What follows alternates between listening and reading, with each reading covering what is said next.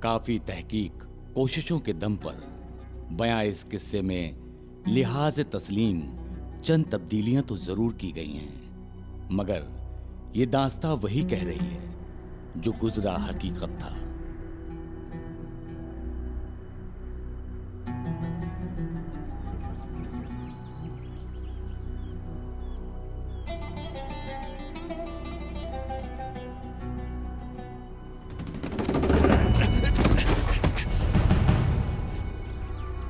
इस यकबायक हमले में हैरत खेजी मुकद्दम चाबी है। पलटवार का मौका दिए बगैर दुश्मन को तेजी से गिरा देना है। बिना चूके उसकी रगें काट दो। बेखौफ बेरहम होकर उसे तेजी से जमीन पर गिरा दो और काट कर रख दो। कोई रहम नहीं, ये ख्याल रहे। सहरा में हमारी रिहाइश और हमें जंग के गुर सिखाने के पीछे इजिप्ट वापसी और हुकूमत का तख्ता पलट कर देने का मकसद था। खुदा की राह में हम हर मुश्किल से मुकाबले को तैयार थे। सिवाय इस्लाम के हमें और किसी की परवाह नहीं थी।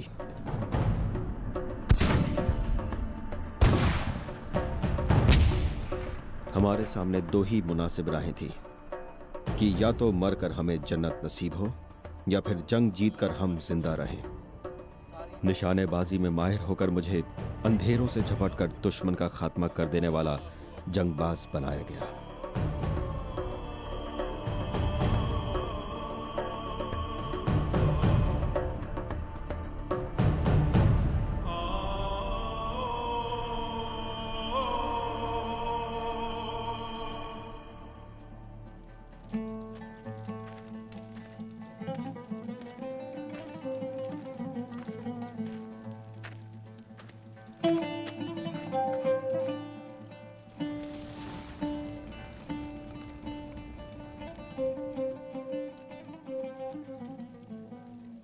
जो शख्स खुदा की राह में जंग करे फिर शहीद हो जाए या गलबा पाए, हम बहुत जल्द उसको बड़ा सवाब देंगे। तुम्हारा भाई बहिश्त में है मुस्तफा। तुम्हें इस ख्याल से अपने आप को राहत बख्शनी चाहिए। और जो लोग खुदा की राह में मारे जाएं, उनके बारे में ये ना कहना कि वे मरे हुए हैं। मुर्दा नहीं बल्कि जिंदा हैं। लेकिन तुम नहीं जानते, खुदा ने यही कहा है। अस्सलाम अलैकुम अमीर। वालेकुम अस्सलाम वरहमतुल्लाहि वबरकातुह। कैसे हैं? तरबियत कैसी परवान हो रही है भाइयों? बहुत बेहतर अमीर। तुम पर खुदा का करम हो। तशरीफ रखो। अमीर अक्सर हमारे बीच हमारे जोश का मुआयना करने आया करता। एक रात उसने हमें कायरो अखबार पढ़कर सुनाया, जिसमें मजहबी इशाअत वालों की गिरफ्तारी का जिक्र था। उन लोगों ने दौलत और जिस्मानी लालच की बिना पर शिफा खानों में कलील मुसलमानों का मजहब बदलने की कोशिश का जुर्म किया। मजहब बदल रहे थे। काफिरों को खत्म करो। काट कर रख दो। काट कर रख देंगे। कोई रहम नहीं करेंगे। सब्र रखो। सब्र रखो। खामोश। हमारे लिए इससे ज्यादा जलालत की बात और क्या थी। रमजान का महीना हमारे लिए बरकत का महीना होता है, जिसमें हम खुदा के और भी ज्यादा करीब हो जाया करते हैं। हर कोई गजबनाक होता है इन दिनों, मगर मेरे लिए ईसाइयों से नफरत की एक और वजह थी। ईसाई कहते हैं कि वो हमने किसी भी कीमत पर ईसाइयों की मजहबी इशाअत को खत्म कर देने की कसम ली। हथियारों से लैस मुकाबले की जिम्मेदारी अमीर के हाथों में थी। इसके बदले असूलों की लड़ाई का तस्करा किया गया। हमें एक किताब लिखकर साबित करना होगा कि बाइबल को बदलकर पेश किया गया है और वो एतबार के काबिल नहीं है।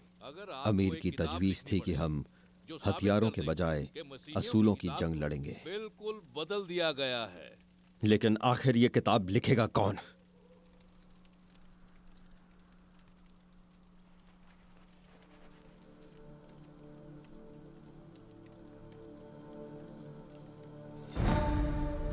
तुम्हें क्या परेशानी है? तुम इस किताब से खौफजदा हो क्या? मेरी अम्मी कहती है कि ईसाई इस किताब से तिलिस्मी चाल चलते हैं और सेहर कर दिया करते हैं, और जिसने भी आज तक इस किताब को पढ़ा है वो इसके तिलिस्म में फंस गया। एक और बद्दुआ, मैं इसे हरगिज नहीं पढ़ूंगा।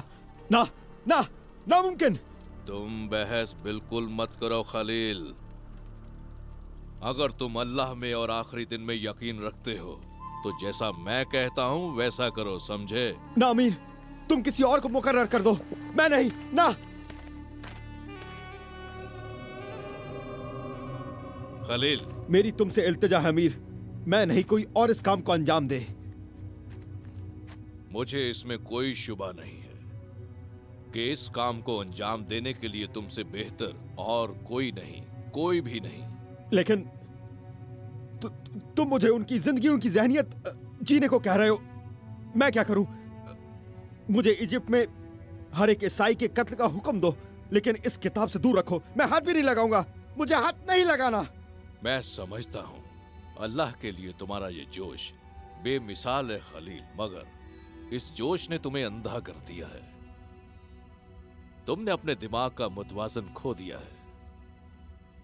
तुम्हें अंदाजा तक नहीं कि तुम क्या काम कर रहे हो। क्या तुम्हें दिखाई नहीं देता कि अगर तुम इस काम को अंजाम दोगे तो तुम्हारी कितनी इज्जत अफजाई होगी? तुम ही सबसे पहले होगे जो मसीही और यहूदी लोगों के झूठ पर से पर्दा हटा दोगे और उनकी बाइबल बदली गई है ये पूरी तरह से साबित कर दोगे। तुम मेरी बात समझ रहे हो ना खलील? इस काम के लिए तुम्हें हर महीने 40,000 रुपए मिलेंगे। मैं खुद ये तुम्हारे पास लेकर आऊंगा।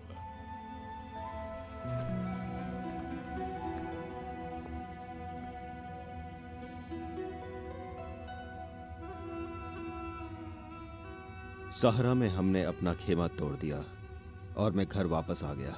मेरा 1 महीना बिना कुछ काम के गुजर भी गया।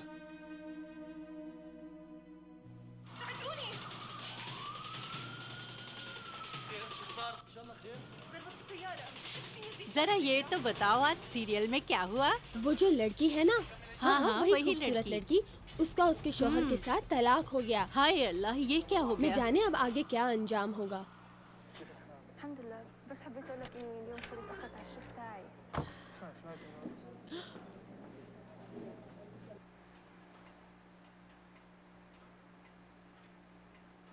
भाईजान,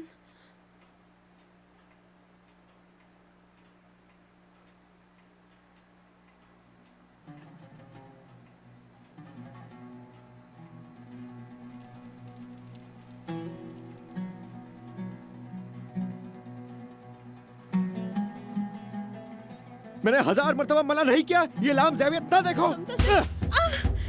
खलील, बहन पर हाथ मत कुफ्र है।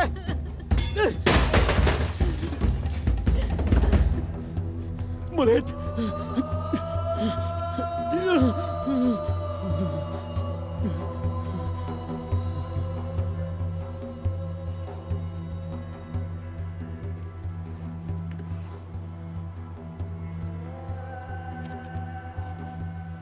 आखिरकार मैंने आमिर की फरमाबरदारी मंजूर कर ली।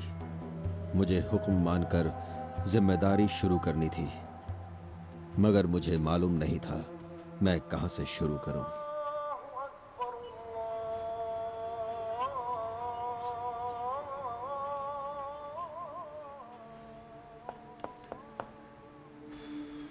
तोरा पढ़ते हुए कुछ ऐसी मिसालें मिली जिनमें मामूली बरखिलाफत का शुमार था, मगर मैंने कहा इनसे मदद नहीं मिलेगी, क्योंकि कुरान में तो ऐसे कितने हूबहू फर्क महफूज हैं। अगर हम कहें कि उन गलतियों से बाइबल की पाकीज़गी पर आँच आती है, तो हमें कुरान को भी उसी इंसाफ की नज़र से देखना होगा। इसलिए मैंने और ज़्यादा ज़ेरे गौर नुक्स तलाशने शुरू किए, मगर एक भी नुक्स मुझे ना मिला। मैंने पूरी बाइबल पढ़ी, फिर भी मुझे वो ना मिला जिसकी मैंने उम्मीद की थी।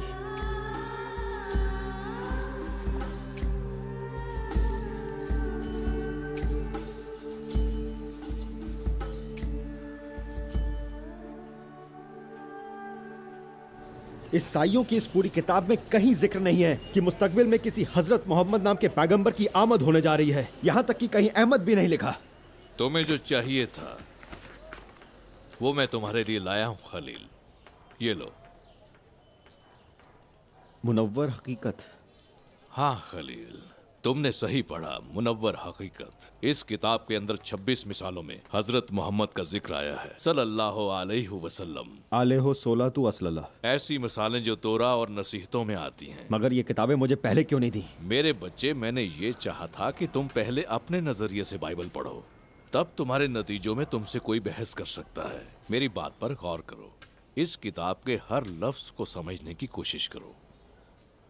खलील, मेरे बच्चे, तुम ये जो किताब लिख रहे हो वो इस मौजू पर लिखी हर किताब से बिल्कुल अलहदा होगी, सबसे अलहदा किताब। अल्लाह ने चाहा तो हमें इसके शानदार नतीजे हासिल होंगे, इंशाअल्लाह। इंशाअल्लाह खलील, तुम देखना।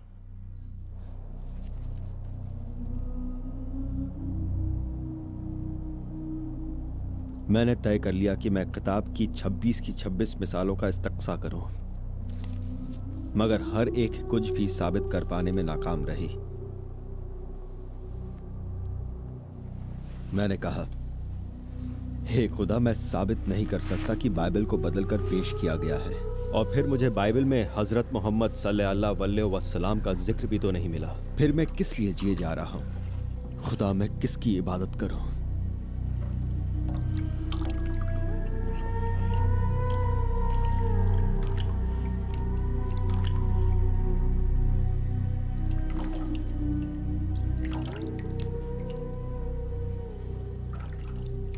मैं सोचता हूं कि बाइबल अगर खुद में हकीकत है तो फिर कुरान का मुस्तकबिल क्या है? वे दोनों सही भी नहीं लगते, क्योंकि वे बरखिलाफ नजर आते हैं, दोनों जुदा सिमत हैं।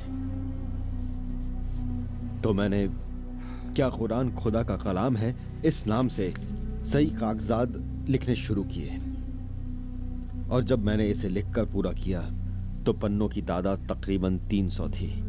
और तब एक दिन अमीर ने हैरत खेज आमद अदा की।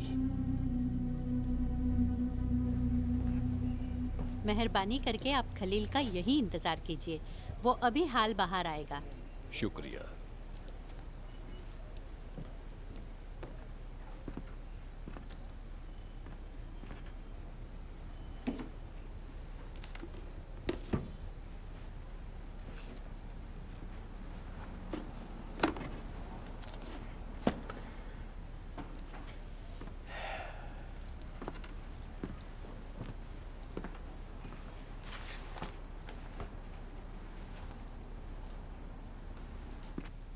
खुदा का शुक्र है, आखिर उसने लिखना शुरू कर ही दिया।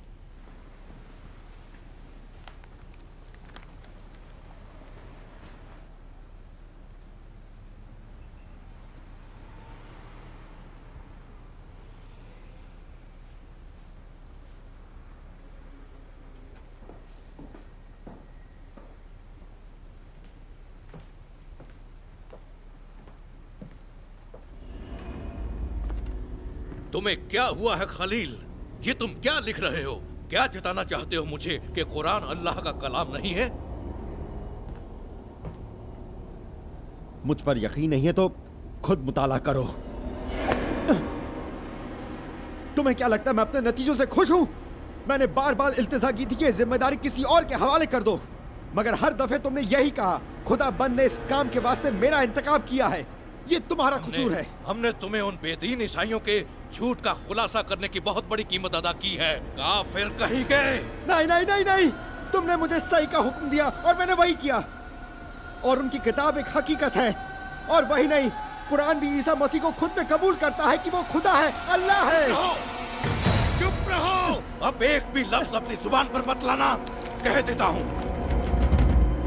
कुरान कहता है, कुछ मत कहो। ईसा मसीह में कहता है, नहीं सुनना।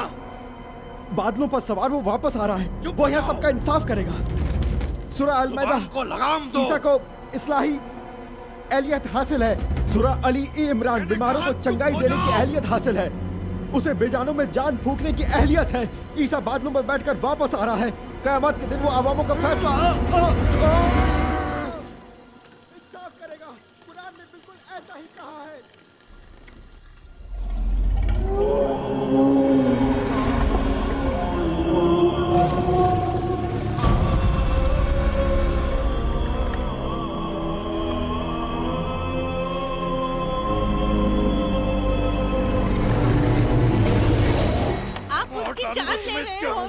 दो उसे, मैं कहती हूँ छोड़ दो। काफिर, कान खोलकर सुनो। आज से हम एक दूसरे के लिए अजनबी हुए। मैं अपने लश्कर में कह दूंगा कि तुमने हमें छोड़ दिया है, और अगर तुमने कभी ये बकवास किसी को दिखाई तो मैं तुम्हें जिंदा नहीं छोड़ूंगा। काफिर, काफिर! खलील, खलील मेरे बच्चे। मगर मैं आपसे कहता हूँ, दुश्मन से भी मोहब्बत करो। दुआए बद का जवाब दुआ में दो। जिन लोगों ने अपनी हसद में तुम्हें तकलीफें दी, तुम उनकी खातिर इबादत करो। हर उसे नेकी बख्श दो जिसने तुमसे नफरत की। किसी ऐबदार को मत रोको, बल्कि जिसने तुम्हारे दाएं गाल पर तमाचा मारा, तुम उसकी तरफ बायां गाल घुमा दो। बेदीनियों, काफिरों से जंग लो। बेएतबार है वो। बुत परस्तों से वैसे ही जंग लो जिस तरह वो तुम्हारे खिलाफ राह जंग में है। जंग लो उनसे जिनका खुदा में यकीन नहीं है। जंग जंग जंग। फिर चाहे वो वालिद हो, चाहे औलाद या फिर शौहर, कत्ल कर दो।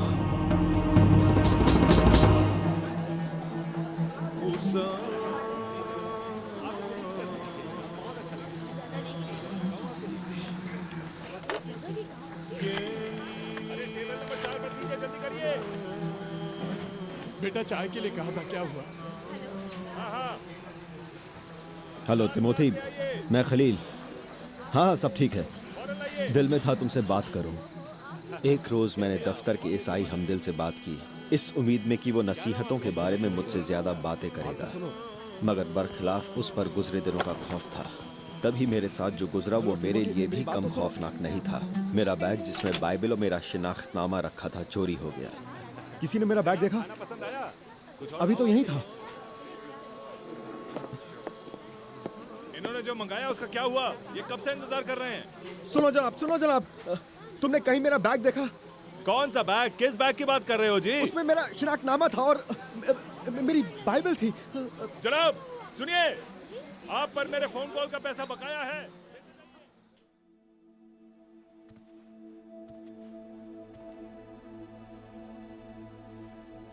हे खुदा, मुझ पर मेहरबान होकर मेरी आवाज सुनो। मुझे अपनी राह दिखाओ जिसका मैं हमेशा ख्वाहिशमंद रहा हूं। हमेशा से मेरा दिल, मेरी रूह तुम्हें तलाश रही है। मैं अब तक तुमसे मोहब्बत करता हूं। तुम मेरी जिंदगी के मुंजिद हो मेरे खुदा। मैं बेइंतहा मुस्तरब हूं खुदा। मुझे तुम्हारी जरूरत है। मैं जानता हूं तुम ही खुदा हो। मुझे बताओ तुम किसके खुदा हो, मुसलमानों के या फिर ईसाइयों के? अगर तुम मुसलमानों के हो तो मेरे दिमाग में सिवाय इस्लाम के बाकी और कुछ ना रहने दो, और अगर ईसाइयों के खुदा हो तो मुझे रोशन रूह कर दो ताकि मैं तुम्हारी बंदगी में जा सकूं।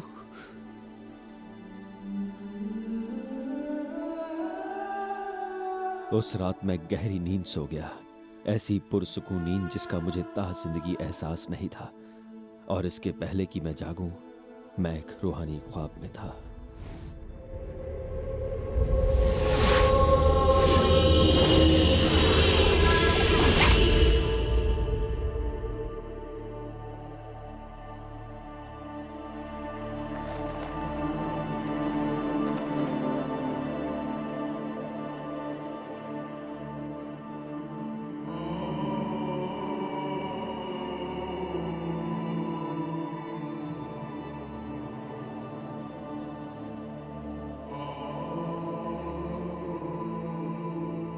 तुम्हें अब तक मुझ पर यकीन नहीं?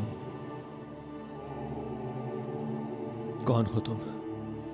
वही जिसकी तुम्हें तलाश थी। मुझे कुछ याद नहीं। किताब मुताला करो। मुझे किताब से मोहब्बत है। हाँ, मैं जानता हूं। लेकिन किताब खो दी, कागजातों के साथ। वो किताब खो नहीं सकती। उठकर अपनी खिलवतगाह में जाओ, तुम्हें किताब वहीं मिलेगी।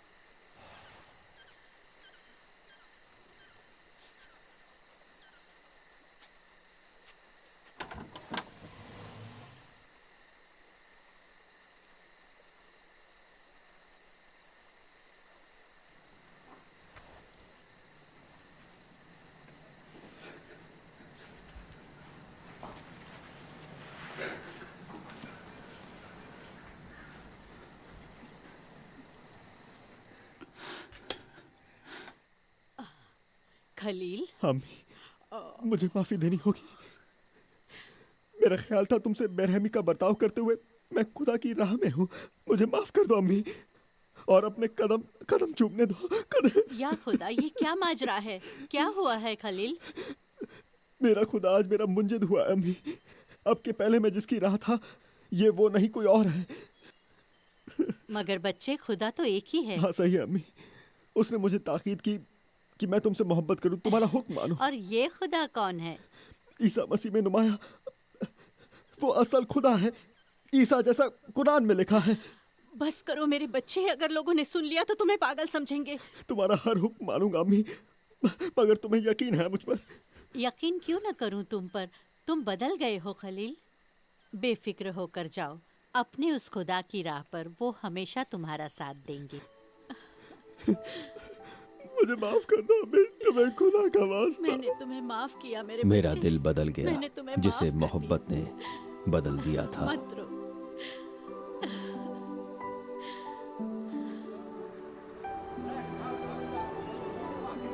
मैं सारी रात फिर सो ना सका और सहर होने तक जागता रहा।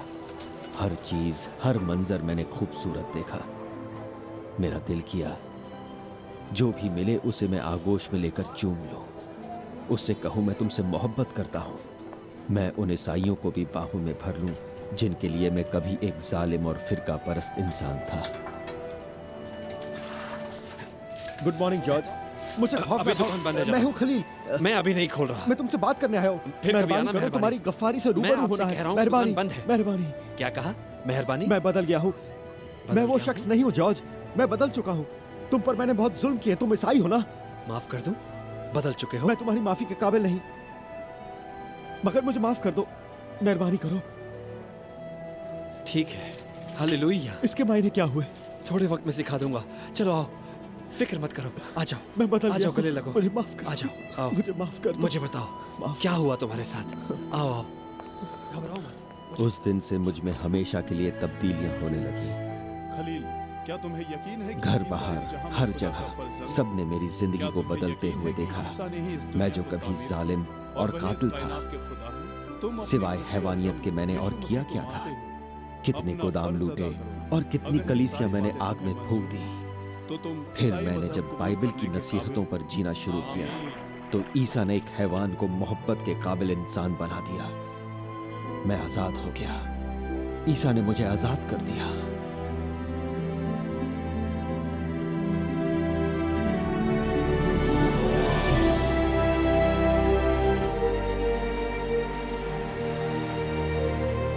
अब जिंदगी मेरी ईसा मसीह और मौत जिंदगी पर मेरी फतह है। गुजरे दिनों में मौत मेरे लिए एक बुरे साए की तरह थी, हालांकि वो जिंदगी पर हमेशा काबिज कहां हो पाती है।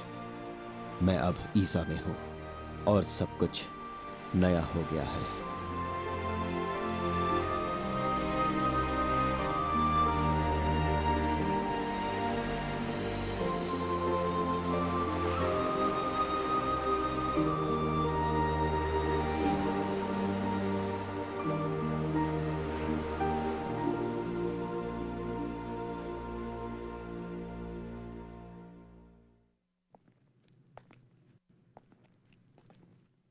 क्या चीता अपने जिस्म पर फैले निशान बदल सकता है? क्या ज़ैगम एक मेमने की जान बख्शने को राजी हो सकता है? और एक इंसान जो दुश्मन की नफरत में तबाह होकर जबरदस्त शिकस्त खाया हो, क्या वो अमन पसंद हो सकता है? खलील के मामले में अच्छा था कि इन सवालों ने अमन के शहजादे ईसा मसीह से उसकी मुलाकात होने तक उसके दिमाग में खलल नहीं डाला। आप कहेंगे ऐसा नामुमकिन है। हो सकता है इंसानी नजरिए से ऐसा कतई मुमकिन ना हो, मगर खुदा के साथ कुछ भी मुमकिन है। मुझे एक शख्स की याद आती है जिसका नाम साउल था, एकदम जालिम खलील की तरह और उसी की तरह आलिम और फाजिल भी। अपने दुनियावी इलाके में उसने ईसाइयों को निस्त नाबूद करना तय कर लिया था और वो ये साबित करना चाहता था कि उसकी जंग आदमी से नहीं बल्कि खुदा से है। वो गुस्सैल, गुरूर में डूबा हुआ बंदा जमीन पर बिछा हुआ खाकसार होकर मायूसी में रोया। उसने पूछा, तुम कौन हो मालिक? तब ईसा ने उसे जो कहा वो ये है, जब तुम मेरी कलीसिया के खिलाफ जंग में थे, तुम मेरे खिलाफ जंग में थे। आज वो शख्स पॉल के नाम से बखूब याद किया जाता है। बाइबल में आधे से ज्यादा नए अहदनामे का कातिब है वो क्या था जिसने साउल को बदल दिया, जिसने खलील को बदल दिया? इनको बदलने वाली एक ताकत थी, मोहब्बत की ताकत। मैं उस ताकत के बारे में आपसे बात करना चाहूंगा दोस्तों, जहां में इससे बड़ी कोई ताकत नहीं। ये वही है, खुदा की मोहब्बत। मोहब्बत में ही खुदा है। हर तरह से ताकतवर, हर तरह से जाना गया, वो हर जगह मौजूद है। और थोड़े में कहें तो खुदा ही मोहब्बत है। खुदा किसी को भी फना नहीं करता, बल्कि वो हर कहीं बंदों के करीब उन्हें उनके गुनाहों का एहसास दिलाने आता है। हकीकत के इल्म से वाकिफ करना उसका मकसद होता है। वो चाहता है हम वहां रहें जिस जगह को बहिश्त कहा जाता है, यानी कि उसके दिल में। बस इससे ज्यादा वो कुछ नहीं चाहता। अब जरा गौर फरमाएं, खलील के ख्वाब में ईसा के दीदार का शानदार तजुर्बा हुआ। मुमकिन है आपकी भी ख्वाहिश हो कि ठीक उसी तरह ईसा आपका भी मुंजिद बने। तो मामला दरअसल ये नहीं है। नजात दुनिया में हर कहीं इंसान को खुदा से मिला एक तोहफा है। इसके लिए ज्यादा कुछ नहीं, खुदा को सिर्फ उसमें हमारे यकीन की दरकार है। वैसे ये यकीन भी हमें खुदा से मिला एक तोहफा ही है। क्या आप भी अपने लिए लाजवाल जिंदगी का तोहफा पसंद करेंगे और खुदा के खानदान में शामिल होना चाहेंगे? तो मोहब्बत का खुदा हमसे रूबरू हमें सुन रहा है और वो तहे दिल से उस तक आने वाले किसी भी बंदे को नामंजूर नहीं करता। आपने क्या किया और क्या नहीं किया, इस बात की यहाँ कोई अहमियत नहीं। खुदा ख्वाहिशमंद है कि आप उसकी आगोश में रहें, उसकी पाक मोहब्बत पाने के लिए तहे दिल से इबादत करें। मेरे साथ कहें, तुम्हें मालूम है मेरे खुदा मुझे तुमसे कितनी मोहब्बत है। मेरे अजीज खुदा, मेरे गुनाह को माफ कर, रोशन रूह अता कर दो। तुम्हें अपना मुंजिद मानने वालों में मुझे शामिल कर दो। हर जलवा हर शान तुम्हारी ये खुदा, ईसा के बेशकीमती खून के वास्ते, आमीन। मेरे भाइयों बहनों, अगर आप मेरे साथ परस्तिश में आते हैं तो मुतयक्कन खुदा आपकी जिंदगी में है और वो आपका मुंजिद है। ईसा आपकी जिंदगी का मीठा चश्म होगा, आमीन।